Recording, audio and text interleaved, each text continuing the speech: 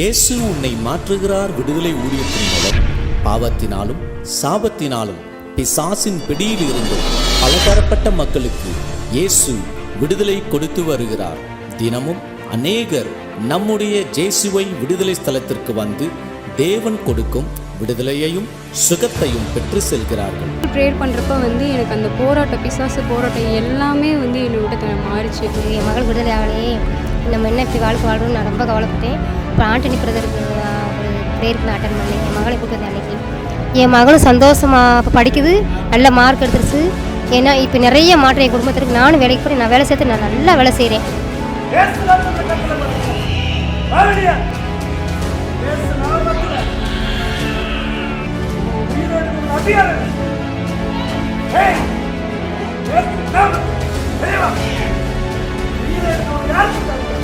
நல்ல ஆசீர்வாதமாக ஏசப்பா எனக்கு சுகம் கொடுத்துருக்கார்.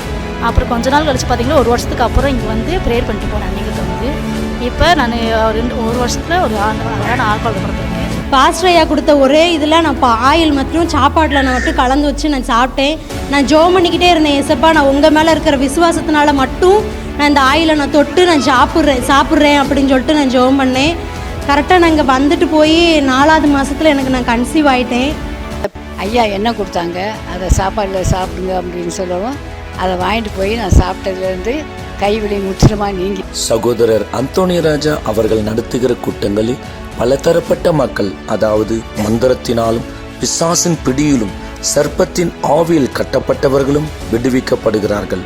வியாதியினாலும் நோயினாலும் சரீர உறுப்புகள் பாதிக்கப்பட்ட நிலையில் இருக்கிற ஒவ்வொருவரையும் இயேசு அவர்கள் நடத்துகிற கூட்டங்களில் இறங்கி வந்து அற்புதம் செய்கிறார். அவர்கள் மூலம் விடுதலை சுகம் பெற்றவர்கள் ஏராளம். அவர்களுடைய சாட்சிகளை உங்களுக்காக வெளியிடுகிறோம்.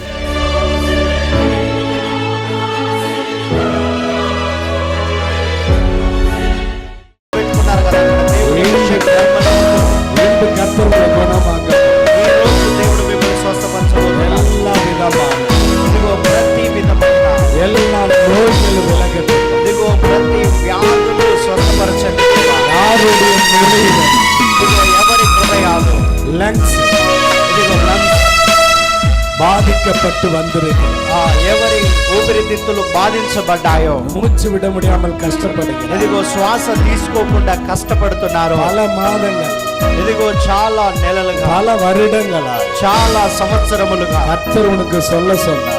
దేవుడు నీకు చెప్పమని చెప్తున్నాడు. உன்னுடைய லங்ஸ் குணமாகுகிறது. నీ యొక్క ఊపిరితిత్తులు స్వస్థపరచబడుతున్నాయి. லங்ஸ் புதிதாய் மாறுகிறது. ఇదిగో నీ యొక్క ఊపిరితిత్తులు నూతనముగా దేవుడు మారుస్తున్నాడు. கர்த்தர் உன்னை தொட்டுக்கொண்டே இருக்கிறார். ఇదిగో దేవుడు నిన్ను ముడుతూనే ఉన్నాడు.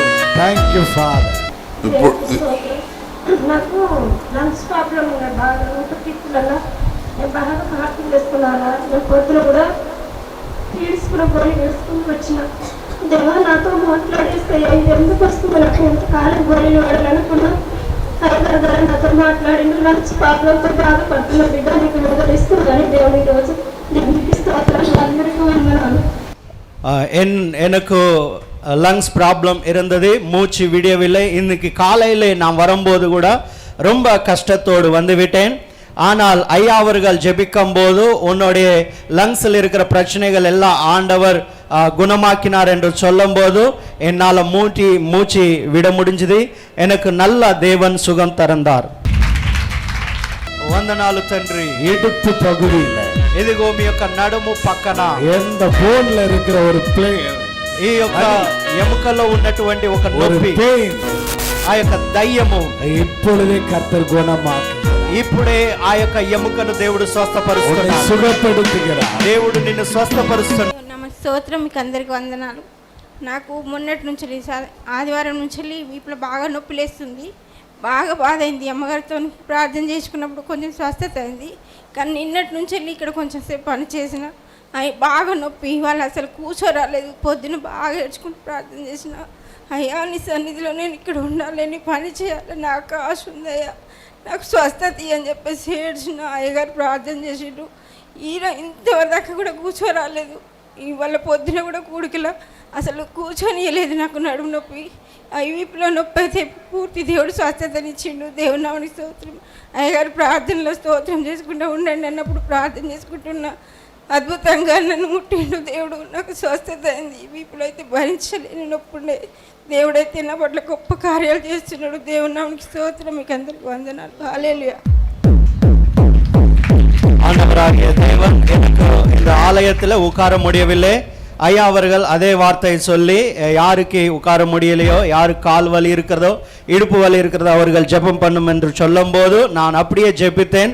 ஆண்டவராகிய தேவன் எனக்கு குணமாக்கி நல்ல ஆண்டவருடைய சன்னிதானத்தில் உட்காரும்படி, இத்தனை மணி நேரம் உட்காரும்படி ஆண்டவர் கிருபை செய்தார். ஆண்டவருக்கு மகிமை உண்டாகுவதாக.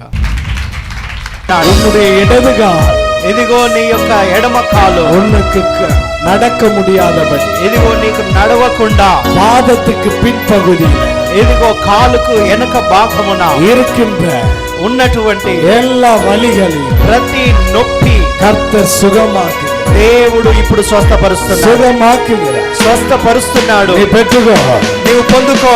நான் 3 சொன்னதை பெற்றுக்கொள்ளுங்க. ఇదిగో నేను చెప్పినవన్నీ మీరు పొందుకోవడానికి అడగండి దేవుడు. Receive the anointing. ఇదిగో ఆ యొక్క అద్భుతాలు அது పొందుకోండి. சுகமாகட்டும், ఆ యొక్క స్వస్థపరచబడాలి, சுகமடையட்டும். స్వస్థత పొందుకోండి. అంటే కొంచెం కానీ కరెంట్ షాక్ రకాల కూర్చుని కొంచెం కాదు వదలేని నొప్పులు కూడా అప్పుడు కీళ్ళ కూడా వచ్చిన అంతకు கேட்காங்க. ఇప్పుడు ఏమి కూడా కొడుతుంది. ஐயா அவர்கள் பிரார்த்தனை செய்யும் போது மின்சாரம் போல என் கால்களுக்குள்ள அந்த வல்லமை இறங்கினது. இதுக்கு முன்னால இருக்கிற வலி எல்லாம் போய்விட்டது. ஆண்டவருக்கு மகிமை உண்டாவதாக.